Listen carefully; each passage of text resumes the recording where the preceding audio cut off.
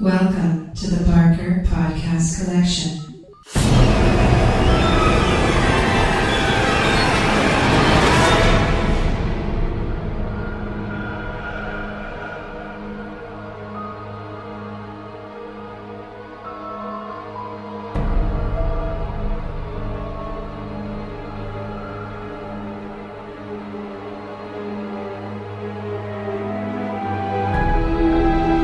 Welcome to the Not Playing Podcast. My name's Rob Howard, and this week I'm joined by Iain Bruce and Patrick K.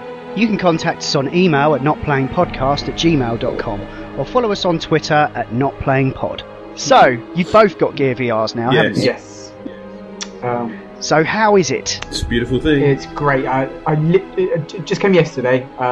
They went on sale on Friday, I think it was.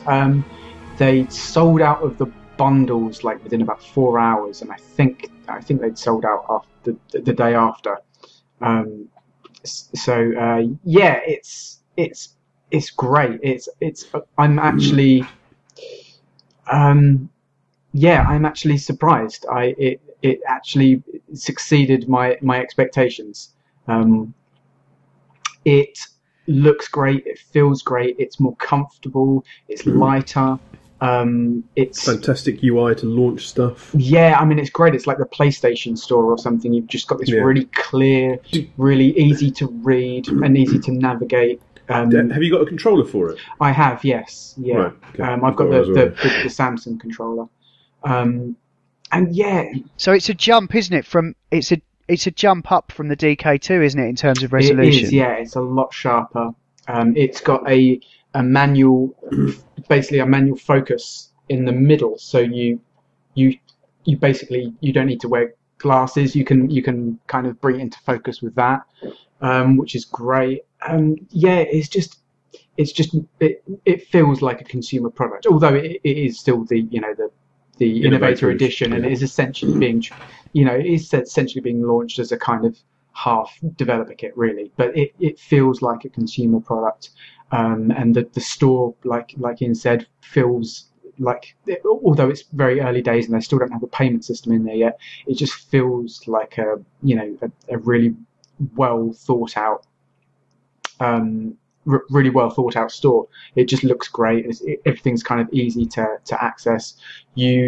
I've played nearly all of the games that are on the store at the moment because there's no payment. There's some of the developers have just released their games for free because there's not that many people using the headset. So eventually, once the payment thing's in place, they'll be able to put a charge on those games.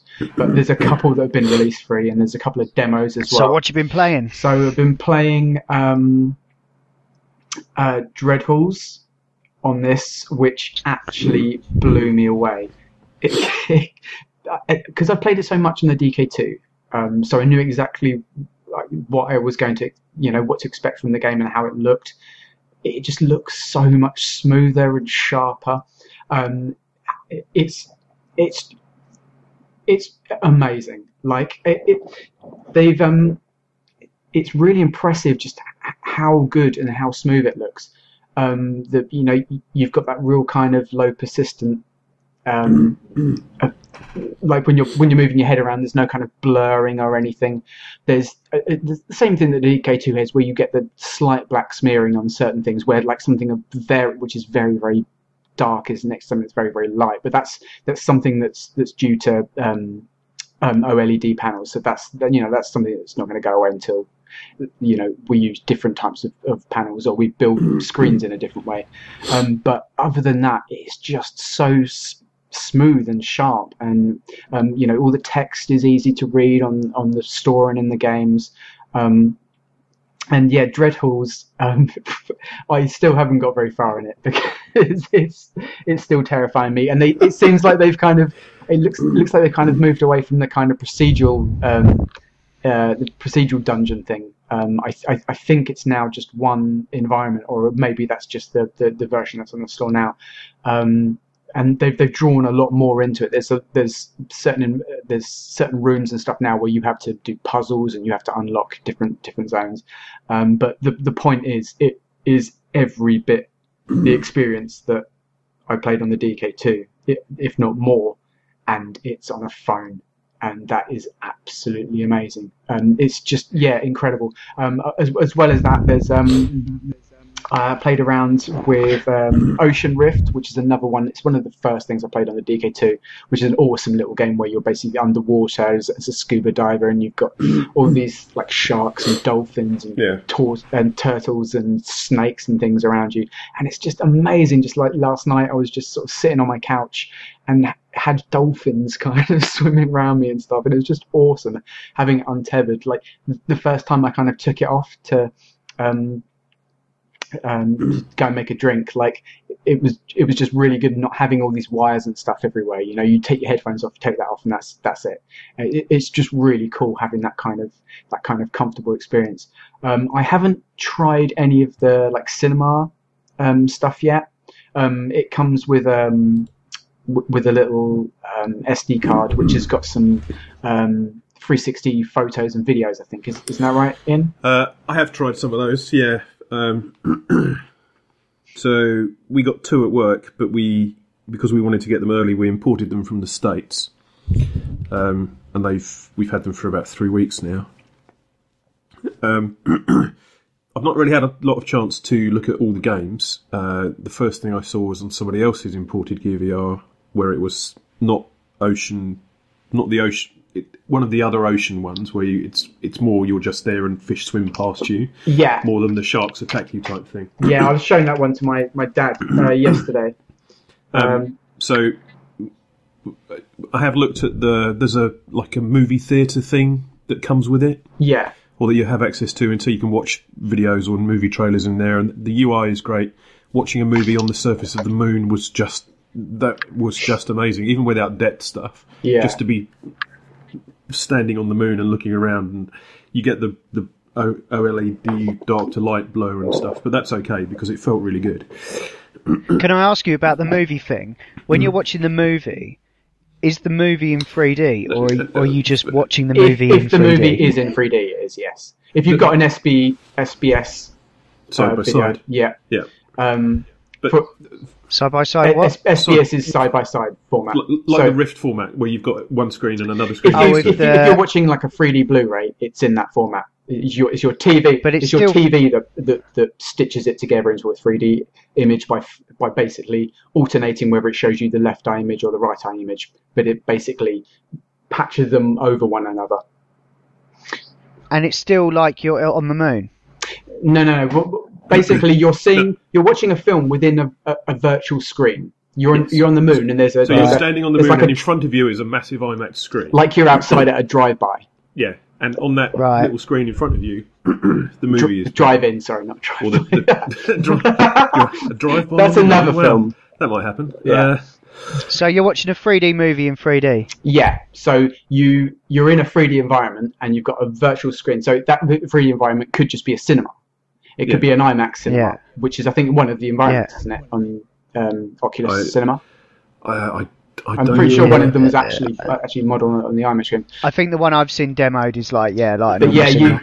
But I just wondered if that was the case, like if you could. Yeah, it's like being at the cinema watching a 3D film, but you haven't got those polarizing glasses on. Yeah. No, you've got a phone. But the 3D is way better than watching a cinema because there's no ghosting. Yeah. I just wanted to say something about the 360 videos. There's a few that are available on the store, and some of them are really, really good. There's one of is it Africa or somewhere where they've mounted a 360 GoPro rig on a helicopter, and they've just flown over the Sahara or the plains. Amazing! I haven't seen that yet. Jesus Christ, it looks amazing. Following a herd of gazelles as they run away from the helicopter. You can look up and see the smug fella who's holding the GoPro over the side of the helicopter. I was going to say what happened if you look up. But that's fine, because it cuts to a mountain range, and you're flying over that, and there's waterfalls, and Jesus Christ, it looks amazing. It really, really amazing. There's other ones where perhaps less amazing, and the quality is certainly less, but they've put a 360 camera in a cat's cage. So you had these little kittens coming up to the camera and sniffing it and turning around and walking away, and that was a big hit with the ladies at the office. So there's some comedy value in some of these 360 films that are available or that you can download to use with it. I think some of them go through Milk. Is it Milk VR? Yeah, Milk VR. Yeah, so there's a couple of Milk VR ones. Yeah. One of the problems that I've got with some of those is people aren't optimizing their videos to work with the platform. There's a couple of videos where the quality... There's one of a paraglider, parasailer, who's dressed as Batman, and his thing is like the Batwing. Right. And he has a passenger in front of him who is dressed like, I don't know, a female supervillain type thing. There's a bit of Norkage going on with her, so that was quite distracting in VR, I have to say. Lovely lady, I'm sure, but she's got large breasts. And I'm sure there'll be plenty more of those in VR in the future. I wouldn't know what you're talking about. But the problem with that was the resolution of the movie was so great that when it was moving around and stuff, you were losing. It couldn't display the movie at the correct frame rate for the device. Right. So I know it's in its infancy, that all of this, and 360. Anybody can get a load of GoPros and stick them to a 360 rig and make a 360 movie. But I think there needs to be some kind of guidance or better research done by the people that are making them, so that the thing they produce doesn't put people off. Because there was another video of people going down a toboggan thing or going some shit with... It was like the Cool Runnings. It was like a Cool Runnings thing. Right. And they were going down this track, and it looked really amazing until you turned your head. And then because the video... And we ripped the package apart. The video was nearly a gig that it was trying to play. Right. So the resolution was absolutely amazing, but it was too big for the... it was too big for what it was trying to do. Right. So it would be great if... maybe I'm sounding like a developer. It would be great if people could see what the limitations of the device are and build their stuff to play to the best of what the device can provide. Because there's certainly some of those that if I'd said to people, look, there's this amazing Cool Runnings thing, they would have put it on and felt sick. Because I'm pretty good with sim sickness, having had the Rift for a while. But even after like 10 seconds, I was a bit, I'm turning my head and the screen isn't turning with my head. So it would be good if there was that. Maybe they weren't for the Gear VR at all, and the guys at work had just downloaded 360 videos, and that's fine too. However, I think there needs to be a Rift version of 360 videos and a Gear VR version, because at the moment they're not really working on both. What about the ones that came with it though? They worked okay, I guess. I'm not sure I've seen those. Oh, okay. Oh, the Cirque du Soleil one. Yeah. That's pretty good. Yeah, I do enjoy that kind of stuff, but I always feel like I'm a head on a stick, having had the depth stuff with the Rift or the DK2. But like game-wise, I'm definitely impressed with what it's capable of. Like Dreadhalls, that really did blow me away. I was amazed at how good that looked. I thought it was going to be far more stripped down for mobile. And same with Ocean Rift as well. Like it's in some ways it's a better experience than a DK2 because of the increased resolution, and it's really crazy. I mean, there's some other really cool things I tried as well. There's one called Playhead. This was really cool. I literally played this just before the podcast, but you start off and you're basically in this kind of very digital looking cockpit, and it's all very kind of low poly but very cool colors and very cool stylization, and you're basically in a piece of music, and that piece of music is like a tunnel that you're flying down in this kind of look kind of shuttle, I guess. And as you go down this tunnel, you have to look at certain objects that are inside the tunnel, and they will activate parts of the music. So, one might be a bass line, one might be like a hi-hat, and basically you have to see as many of these things and concentrate them as possible, and then it will unlock into the next zone. But these kind of open up into these like weird alien landscapes where it's all very kind of similar to the Shape of the World official teaser. That kind of really cool colours and gradients and stuff, but very low poly and simple.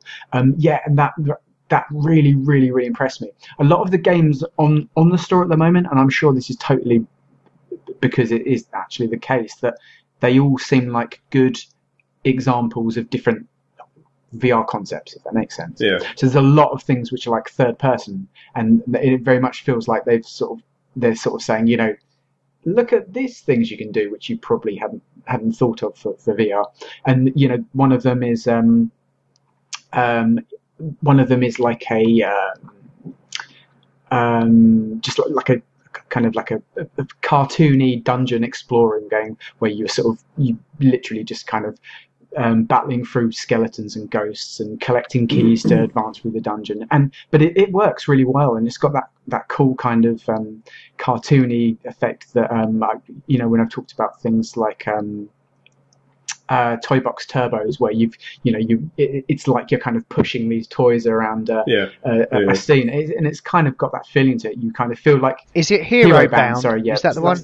That's the one. And it sort of feels like you can kind of pick up the character and sort of, do you know what I mean? But yeah, that is really, really cool. And there were some other things that were basically more simple, like there's one where you're just kind of firing water balloons at enemies as they walk past the screen. There's Proton Pulse, which is really, really cool. It's basically like Arkanoid or one of the brick busting games, but in first person. So you're basically moving your head around, and that's controlling the paddle, which is shooting the ball back out to smash the bricks. And that's really, really cool as well. It's got that kind of cool retro 80s aesthetic where, you know, loads of just a black background with very very, very bright, vibrant colours, and it's all very kind of chip tunes and stuff. But yeah, it's really, really, really cool. So yeah, absolutely, really, really impressed with it so far. And just looking forward for when the actual store goes live, because I imagine there's probably a lot of developers are simply holding stuff back because there's no way to, you know, charge for their games. Although there is. Well, there is. You can do it through PayPal and stuff. Yeah, you don't have to release stuff through the store. It's just an Android app file, basically. Yeah. So if you can get it on the phone, then you can put stuff on there. You don't have to go through the store. So. Have you got the actual controller for it? Well, at work we have another controller, just a mobile controller, and that works too. You don't have to use the Samsung one. No. So how much was it then? And did it come with the controller? No, I had already bought the controller. It was, I think it was $199 bundled with the controller and $169 just the Gear VR.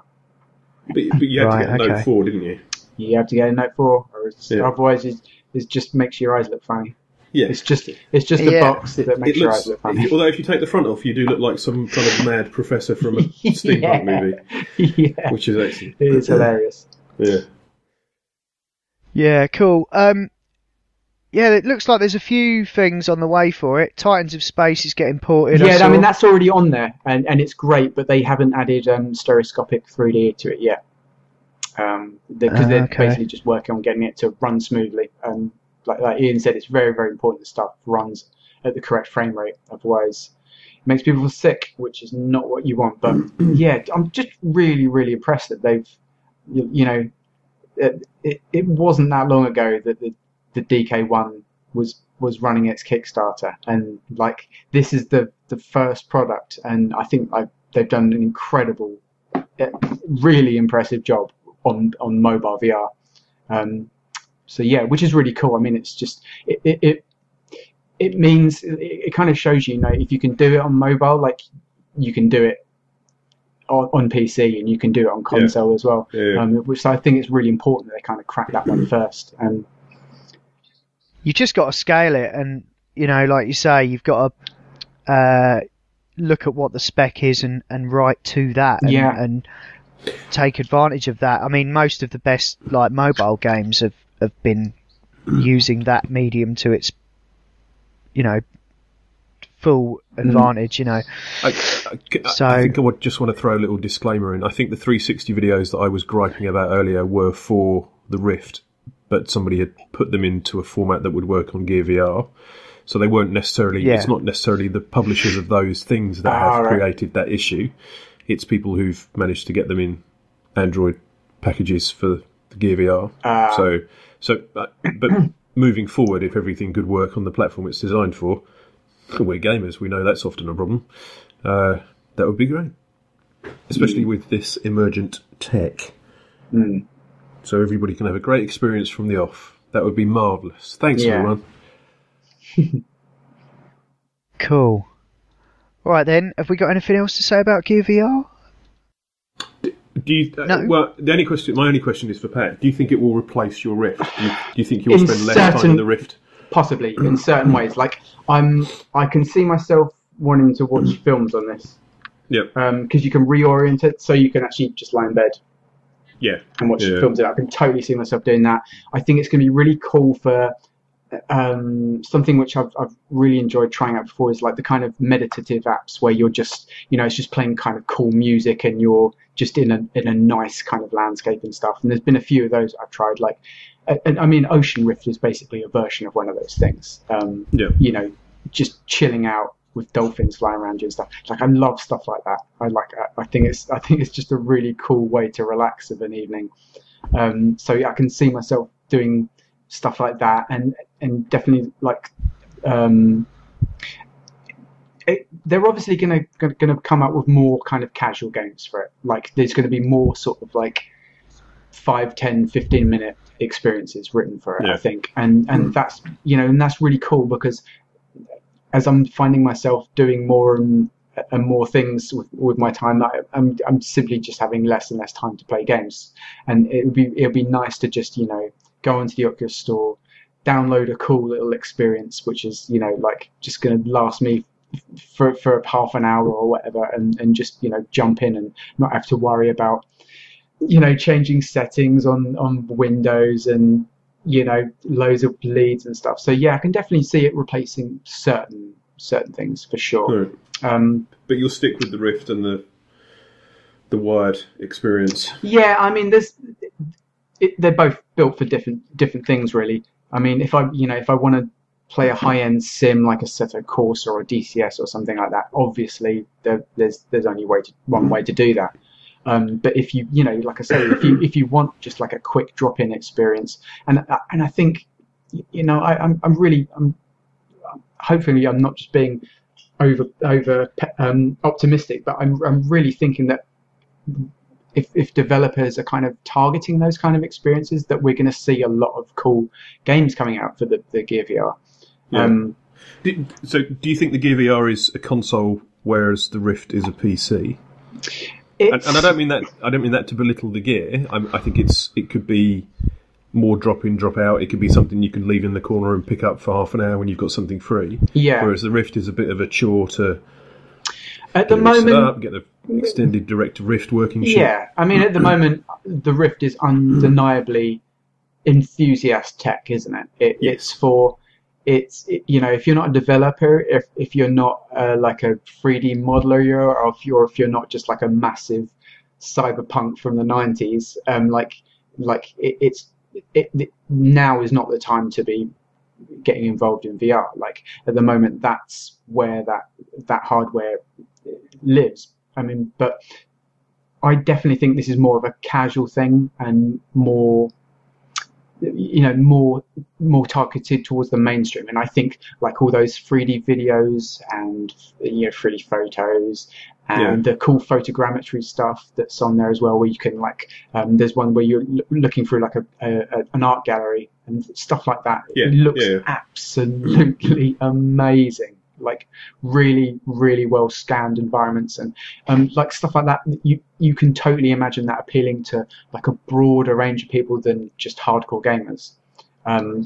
As we said the other week, like it being mobile tech and the fact that there's the pass-through technology means that there could be some good opportunities for like using AR in a similar way to like a lot of the what some of the mobile handhelds were trying to do, like the DS and the Vita, where they were, where you could play games on your, like what they're doing with the HoloLens, I guess, to an extent, where you can play games in your real environment, and with the HoloLens being marketed by Microsoft, and this as well, like, it seems like there might be a convergence of technologies, perhaps, that happens. I wonder how long it'll be before we see one out in the wild on a train somewhere, and you can try and nick someone's wallet.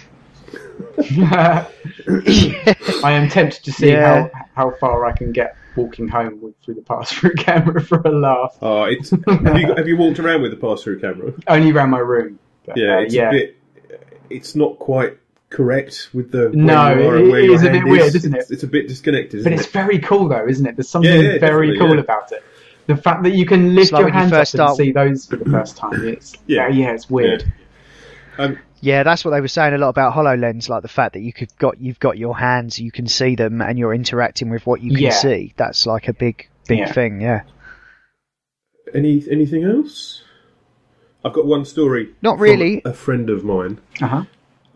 So a friend of mine found himself in a position with his Gear VR where he could demonstrate it to a group of kind of maintenance engineering type guys, not developer programmer engineers, but on the ground type maintenance fellas, and they were grizzled and world weary and all the rest of it. And he showed them one of the ocean demos in the Gear VR, and he said it was a wonderful experience for them to put it on their heads, kind of, oh, what is this shit? And the smile on their faces when they started seeing stuff was like a kid seeing snow for the first time. And that was for all of them. All of them were, oh, what is this rubbish? And they put it on, they just get a beautiful little wow smile on their face. So I know exactly what you mean, because I did that to someone at work today with the same thing with Ocean Rift. And just massive beaming smile, and just it's a beautiful thing, he said, my friend, to be able to show this to people who have never seen anything like this before, and to see this amazing reaction on their faces. And I think he certainly felt like it's a good time to be. Maybe this is the time for this. If you can get that kind of amazing reaction from people who know nothing about it and are very cynical, and they just come away going, wow, that's amazing, I want one of those. It's great. It's a good thing. Yeah, absolutely. I think it's a lot easier as a sort of point of sale or point of experience representation of VR, because I've seen it sometimes. I'm embarrassed almost for the way that I've seen the Rift demoed, like on a shitty little laptop. And that's not the best place. It's really not doing it justice at all. Whereas this is a self-contained unit, no cables, none of those, sort of encumbrances in the way. And so, I guess it is exciting. I don't know. I wonder if they're gonna bring out a version of this that isn't, the phone. If they're gonna just bring it out as its own thing, because there might be a market for that. It would still have the phone in it. We are all aware that all of these things run off the phone. Right? The Rift has got a phone in it. It's not. They all. You mean a screen? You mean a screen and a processor? Yeah. Well, you mean make a version that doesn't have that is just a VR device. I don't think they will. No. I don't think Sam will do that too. I think as far as Sam's concerned, this is an accessory for one of their most popular phones. And they could release another phone that has better spec that would still work with the Gear VR. Or they may have to make an updated or a different Gear VR for that headset. Doing that for the next big one. I can't remember what it's called, but they're doing it for the next Galaxy phone. Yeah, but they could release the Note 5, and that may fit in the same Gear VR mount. And that's good incentive for them to do it. Eventually, people will get pissed off at buying a different HMD for their current phone. Yeah. So if Samsung can prolong the life of the Gear VR by saying, oh, you can get the Note 5 and the Note 6, they work with the Gear VR, then that's an incentive to get both. Yeah. So. But, I mean, eventually, this is how I think like a VR device will be. It will be a standalone mobile thing that you can actually sync with your PC. I think that's the way that it eventually will be. But one that will work as a standalone device as well. Yeah, because for me it was I didn't want to base my choice of phone on this thing, because I'm not an early adopter have you like tried it yet? you guys. I'm not. I haven't tried the Gear VR yet. If Patrick will have you, I'd certainly pop round and give it a look. Yeah, man, I'll just pop, so you can see that we're not... So you can get your own impression on it, definitely. Yeah, well, that indeed, I don't have to come to you, really, do I? Because it's mobile. But no, I mean, that's all I was saying was like I would if it was like buy a tablet that does this thing, or just honestly, Rob, if you were going to buy a VR device and it was between DK2 and Gear VR, I would tell you to buy this. I would tell you to buy that as well. I would absolutely tell you to buy this. Yeah, really. This is the one that's most suited for what needs. You want to do with it. Yeah, absolutely. The Gear VR is definitely the one to get. Yeah, but I want to do like Skyrim and stuff. I think you need to see what the Gear VR has to offer before you make that call. What I'm saying, mate, is now if you buy it, if it's between the DK2 and this would be the one you should get. Oh, you mean as a finished? Yeah, because this is a consumer product, and it feels like it. You would be able to get a lot of usage out of the Gear VR, but the DK2 is a fucking pain in the arse to set up for a load of games. Even the games that it works on, it can be a pain in the arse with sometimes, but this just bloody works. Yeah, it just works. You just put it on. You don't have to press any buttons to make it work. It knows you've got it on, so you just put it on and away you go. Gear VR shit in your eyes, in your eyeballs. Yeah, it's a beautiful I'm certainly up for giving it a go. Yeah. But I'm very interested in the fact that they're making it for a smaller form factor phone. Yeah, because I mean, I'm unless the resolution is ridiculous on that, it's going to be a reduced FOV. Right. But some people have done. Have people done hacks with it where they've like cut bits of the foam out and stuff to give you a better perceived FOV? Yeah, people have removed the foam, which basically allows you to get your face just a little bit closer to those lenses. So and to be fair, a little bit in that measurement actually does equal quite a lot. I'm myself, like when I used the DK2, I really pressed it right up against my face. My eyelashes were flicking against the lenses, so you could get the large. There'd be a smear or something on the screen. Yeah, exactly. So you get the largest FOV I get that by with my glasses. Whereas this, I just love the fact that it's so comfortable.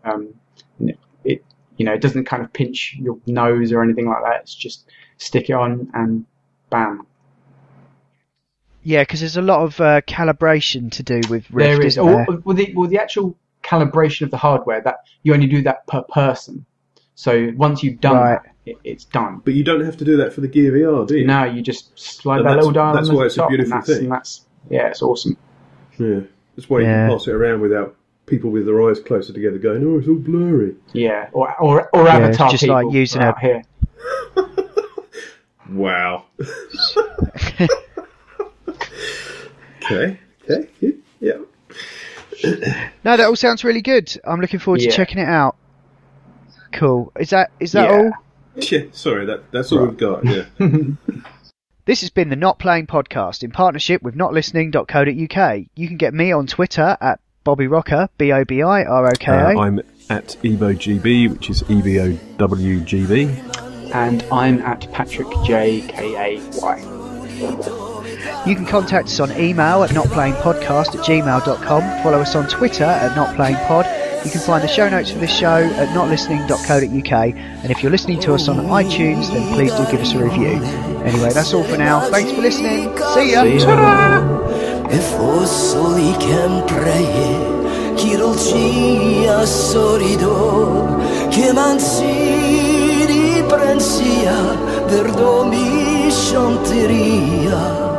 Orinita, revoluzione pirio.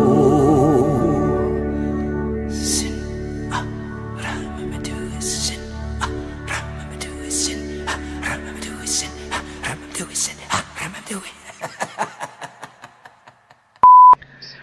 It's so weird when I say that sometimes. It's like I'm listening to it, but I'm saying it at the same time. It's like I'm dubbing myself. Oh, can you hear your voice in your headphones then? No, but I can just hear it in my voice in my head. Which voice, Rob? Which of the voices I can hear myself can you hear? saying it. I can hear myself speaking. Wow, wouldn't it be awesome if nobody else is doing this podcast except for you, and all you can hear is the voices? Yeah, this is VR, mate. No!